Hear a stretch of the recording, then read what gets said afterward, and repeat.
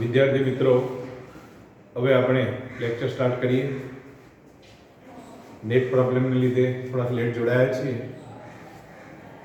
તો વિદ્યાર્થી મિત્રો, લાસ્ટ પીરિયડ સુધી આપણે શું ભણ્યા? તો બાયોટેકનોલોજીની એક મુખ્ય બાબત GMO જનીન પરિવર્તિત સજીવો બનાવવા છે, અને બનાવવા માટેની એક ખાસ ટેકનિકની ચર્ચા કરીએ છીએ. એ ટેકનિક છે RDNA technique, recombinant DNA technique, જેને આપણે પુનઃ સંયોજિત DNA ટેકનોલોજી કહીએ છીએ.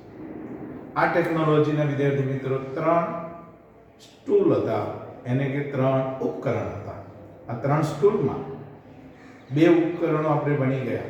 એક જરૂરી ઉત્સેચકો, અને સેકન્ડ વિદ્યાર્થી મિત્રો આપણે ભણી ગયા ક્લોનિંગ વાહક.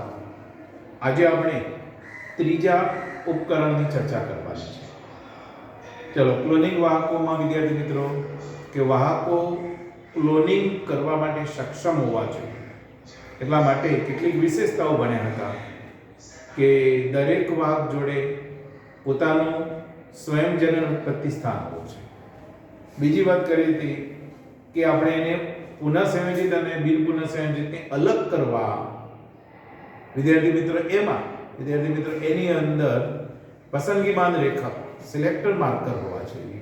અને થર્ડ વિદ્યાર્થી મિત્રો ક્લોનિંગ જગ્યાઓ હોવી જોઈએ કે જ્યાં આપણે આવું ઈચ્છિત DNA, વિદેશી DNA, ડિઝાયર DNA જીન જોડી શકીએ. એના માટે ક્લોનિંગ જગ્યાઓ યાદ આવતું હોય તો આપણે PBR 322 એ ક્લોનિંગ વાહક તરીકે લીધું આપણે. ચલો, એની અંદર ક્લોનિંગ જગ્યા ક્યાં ગોતી આપણે? તો ટેટ્રાસાયક્લિન અવરોધક જનીન ઉપર. અને એ ચોક્કસ એ જનીન ઉપર ક્યાં આપણે? તો BAM H1 વડે કાપી શકાય, ઉત્સેચક વડે કાપી શકાય એ સ્થાને આપણે વિદેશી DNA જોડીએ છીએ. ના લીધે પરિવર્તિત થતા હતા એ ટેટ્રાસાયક્લિન સામેની પ્રતિરોધકતા ગુમાવી દેતા હતા, અને અપરિવર્તિત હતા બિન પુનઃસંયોજિત હતા એ ગુમાવતા નહીં. વિદ્યાર્થી મિત્રો, આ રીતે અલગ પાડવા માટે પુનઃસંયોજિત અથવા પરિવર્તિત, બિન પુનઃસંયોજિત અથવા અપરિવર્તિત જુદા પાડવા માટે આ એક એન્ટીબાયોટિક પ્રતિરોધક જનીન પસંદગીમાન રેખક તરીકે. બીજા એક પસંદગીમાન રેખકની પણ વાત કરીએ આપણે વિદ્યાર્થી મિત્રો કે જે રંગસર્જક પદ્ધતિ દ્વારા રંગસર્જક પદાર્થની મદદથી, જેમાં એક્સેલ વપરાય છે, એમાં આપણે જાણીએ છીએ કે બીટા ગેલેક્ટોસાઇડિક ઉત્સેચક પેદા કરતા જનીનના સ્થાને એને કટ કરી અને ત્યાં આપણે વિદેશી DNA જોડીએ છીએ. એટલે બીટા ગેલેક્ટોસાઇડિક ઉત્સેચક ન ઉત્પન્ન થાય જો પુનઃસંયોજિત બન્યા હોય તો. અને નિવેશી નિષ્ક્રિયતા કીધી આપણે, અને એની સાથે RDNA જોડાઈ જાય વિદ્યાર્થી મિત્રો. એટલે હવે બીટા ગેલેક્ટોસાઇડિસ પેદા નહીં થાય, તો હવે એક્સેલ વડે રંગસર્જક પદાર્થ વડે જ્યારે અભિરંજિત કરશું ત્યારે બીટા ગેલેક્ટોસાઇડ ગેરહાજર હોવાથી રંગ બી. અને જો અપરિવર્તિત બિન પુનઃસંયોજિત હશે વિદ્યાર્થી મિત્રો, તો એમાં બીટા ગેલેક્ટોસાઇડ જનીન સાથે વિદેશી DNA જોડાયું નથી, એટલે બીટા ગેલેક્ટોસાઇડ પેદા થશે અને રંગસર્જક પદાર્થની મદદથી ભૂરા રંગ આપશે. તો આને આપણે સિલેક્ટ નહીં કરીએ આગળના ઉપયોગ માટે. અને ચોથું આપણે વિશેષતા ભણ્યા વિદ્યાર્થી મિત્રો વનસ્પતિ માટે ક્લોનિંગ વાહકો તરીકે એગ્રોબેક્ટેરિયમ ટ્યુમિફેસિસ નામના બેક્ટેરિયા. વિદ્યાર્થી મિત્રો, આ બેક્ટેરિયા વડે મોટાભાગની દ્વિદળી વનસ્પતિમાં ગાંઠ સર્જાય છે. ગાંઠ સર્જાવા માટે એની અંદર tDNA આવેલું છે. આ tDNA એક નિશ્ચિત પ્લાસ્મિડ ઉપર આવેલું છે. તો વિદ્યાર્થી મિત્રો, આવા પ્લાસ્મિડને આપણે કાપી અને ત્યાં પણ આવું વિદેશી DNA જોડી શકાય. એનું સરસ ઉદાહરણ આપણે બીટી કપાસ વિશે ભણશું. અને એ ગાંઠ સર્જનનો ગુણ ગુમાવી દે છે, એટલે અરોગકારક બની ગયા. અને એ જ રીતે જ્યારે પ્રાણી કોષોમાં ક્લોનિંગ વાહકો તરીકે લેવા હોય તો વિદ્યાર્થી મિત્રો ઓન્કોવાયરસનો યુઝ કરવામાં આવે છે. કેન્સર પેદા કરતા વાયરસનો યુઝ કરવામાં આવે છે, અને એના વડે પણ આપણે પ્રાણીઓની અંદર આવા ઈચ્છિત જનીન લઈ જઈ શકીએ. ચલો વિદ્યાર્થી મિત્રો, હવે આપણે આગળના મુદ્દાની વાત કરીએ તો ત્રીજું ઉપકરણ હતું વિદ્યાર્થી મિત્રો સક્ષમ યજમાન.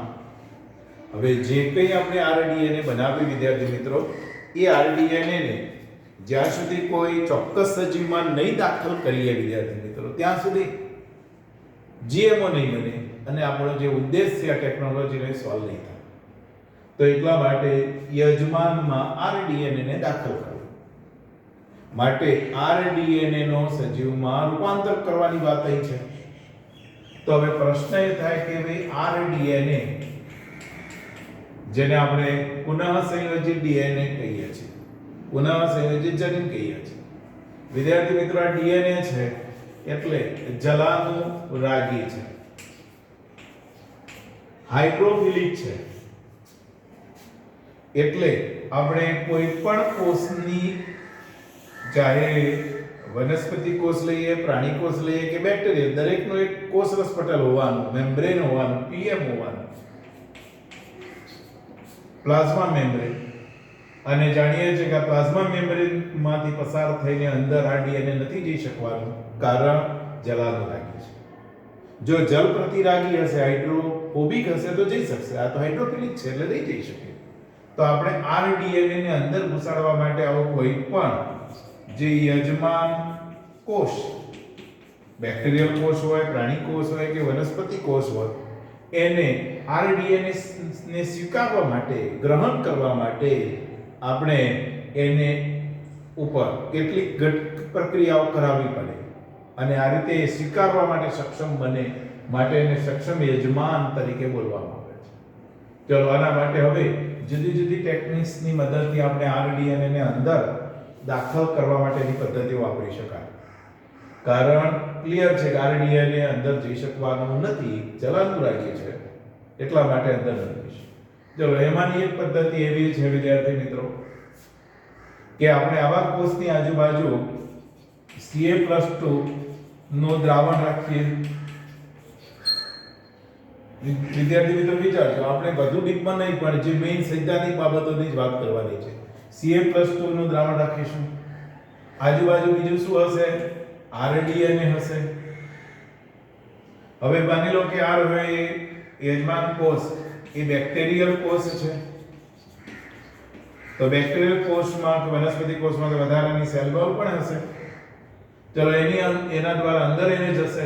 હવે કોષ દિવાલ તો સામાન્ય રીતે પ્રવેશિત પટલ છે એટલે અંદર જશે, પણ પટલમાંથી અંદર જવાની વાત આવે ત્યારે વિદ્યાર્થી મિત્રો અહીં આ દ્રાવણને શરૂઆતમાં નીચા તાપમાને રાખવામાં આવે, પછી 42°C તાપમાને લઈ જવામાં આવે, પાછા પુનઃ નીચા તાપમાને. આવું કરવામાં આવે વિદ્યાર્થી મિત્રો. તો આમ કરવાથી શું થશે? આ પટલની અંદર રહેલા પોરિન્સ, છિદ્રો ઉગાડ બંધ થાય. જ્યારે 42°C ટેમ્પરેચર થાય ત્યારે ઉગડે અને વળી પાછા નીચા તાપમાને લઈ એટલે બંધ થાય. શરૂઆતમાં બંધ હતા, 42 લીધા એટલે ખુલ્યા અને ફરી પાછું નીચું લઈ ગયા એટલે બંધ. તો એ જે છિદ્રો ઉગાડ બંધ થવાને લીધે આરડીએનએ કેલ્શિયમ સાથે અંદર જશે અને આ રીતે આપણે બેક્ટેરિયલ કોષને આરડીએનએ સ્વીકારવા માટે ગ્રાહી સક્ષમ બનાવ્યો, એટલે સક્ષમ યજમાન તરીકે. હવે આ જો બેક્ટેરિયલ કોષમાં ડીએનએ ગયું હશે આરડીએનએ, તો એના લક્ષણોમાં પરિવર્તન આવશે અને જનીન પરિવર્તિત એક બેક્ટેરિયા તૈયાર થશે. આ એક મેથડ. ચલો બીજી મેથડ હતી વિદ્યાર્થી મિત્રો, બીજી મેથડની અંદર આરડીએનએ નો મારો કરવો, જેને આપણે બોમ્બાર્ડિંગ કહેવાય. બોમ્બાર્ડિંગ, મારો કરવો. આરડીએનએ નો આપણે મારો કરવો છે. હવે આરડીએનએ ને મારો એટલે અંદર ધકેલવા છે કોષમાં. તો મારો કરતા પહેલા આરડીએનએ ને આપણે સોના કે ટંગસ્ટન